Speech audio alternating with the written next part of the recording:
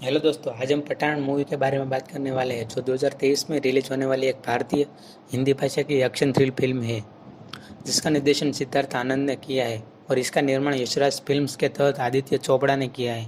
2019 में भारत सरकार ने भारतीय संविधान के अनुच्छेद 370 को हटा दिया जो जम्मू और कश्मीर को विशिष्ट दर्जा देता है। यह खबर कैंसर से पीड़ित पाकिस्तानी सेना के अधिकारी जनरल कादिर को प्रभावित करती है जो भारत से बदला लेने का फैसला करता है और आउटफिट एक्स नामक एक निजी आतंकवादी संगठन के साथ अनुबंधन पर हस्ताक्षर करता है। पठान एक रॉ एजेंट और उसकी वरिष्ठ अधिकारी नंदिनी ग्रेवाल पूर्व एजेंटों और सैनिकों की भर्ती के लिए संयुक्त संचालन और गुप्त अनुसंधान सेवोशियार नामक एक इकाई बनाते हैं जिनमें सेवानिवृत्त होने के लिए मजबूर किया गया था, लेकिन वे अपने देश की सेवा जारी रखना चाहते हैं। कर्नल सुनील लूथरा की अनुमति से पठान और उनकी टीम भारत के राष्ट्रपति पर हमला करने के आउटफिट एक्स की संदिग्ध योजनाओं को रोकने के लिए दुबई जाती है। हालांकि उन्हें पता चलता है कि उनकी असली योजना दो वैज्ञानिकों डॉक्टर फारूकी और डॉक्टर शाहिनी का अपहरण करना था। आउटफिट एक्स का नेतृत्व करने वाले जिम ने वैज्ञानिकों के काफिले पर हमला किया और पठान ने उसे रोकने की कोशिश की। लड़ाई शुरू हो जाती है और जिम डॉक्टर शाहनी के साथ भागने में सफल हो जाता है। लुथरा ने खुलासा किया कि जिम एक पूर्व एजेंट और कबीर का पूर्व साथी था जिसे उसकी बहादुरी के लिए वीर पुरस्कार के लिए सम्मानित किया गया था।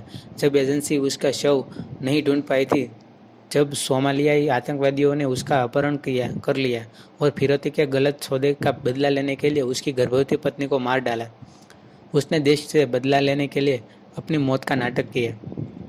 इस बीच पठान को एक कोडवर्ड रक्त बीज के बारे में पता चलता है। इसकी प्रक्रिया में उसे पता चलता है कि दुबई में मृत लोग पूर्व एजेंट थे और उसका पैसा स्पेन में एक पाकिस्तानी डॉक्टर रुबीना रुबाई मोहसिन के खाते में ट्रांसफर किया गया था। पठान स्पेन जाता है और जिम के आदमियों द्वारा पकड़ा जाता है जो अपनी अपनी राष्ट्रीय खुफिया एजेंसियों के सभी भूतपूर्व एजेंट है। जहां उसे यह भी पता चलता है कि रुबाई एक भूतपूर्व आईएसआई एजेंट है। जब जिम अपना ठिकाना छोड़ देता है, रुबाई जिम के आदमियों पर हमला करती है और पठान के साथ भाग जाती है। रुबाई बताती है कि रक्त बीज मॉस्को में है और वे जिम के पहुंचने से पहले उसे चुराने के लिए यात्रा करते हैं।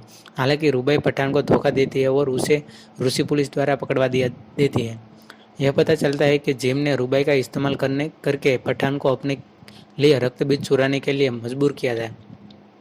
पठान को ट्रेन से जेल ले जाया जाता है, लेकिन टाइगर उसे बचा लेता है।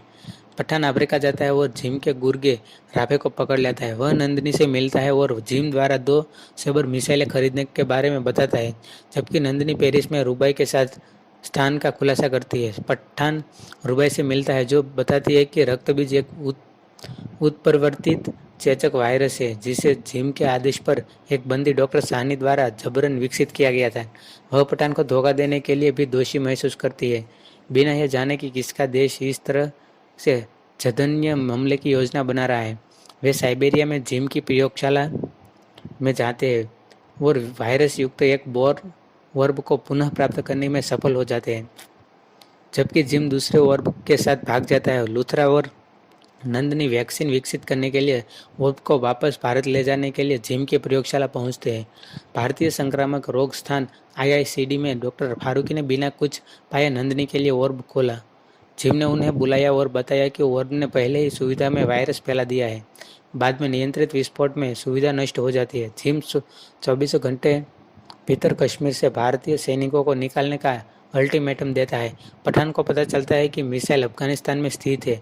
रुबाई को बचाने के बाद वे जिम के सहयोगी को जाल में फंसाते हैं और जिम के बेस पर हमला करते हैं। मिसाइल को सक्रिय करने के बाद रुबाई द्वारा कादिर को मार दिया जाता है। इस बीच रुबाई मिसाइल को निष्क्रिय कर देती है, लेकिन पाती है कि रक्त बीज मिसाइल में नहीं है बल्कि एक यात्री बाधित हवाई जहाज में है जो दिल्ली में उतरने वाला है। रुबाई पठान को सूचित करती है कि जो पाता है कि जिम के पास डेटोनेटर है। लूथरा ने विमान को दिल्ली उतरने से रोकने के लिए एयर ट्रैफिक कंट्रोल को फोन किया। केबिन में पठान और जिम के बीच भयंकर लड़ाई होती है। पठान डेटोनेटर चुरा लेता है और रक्त बीज को निष्क्रिय कर देता है और जिम को मार देता है।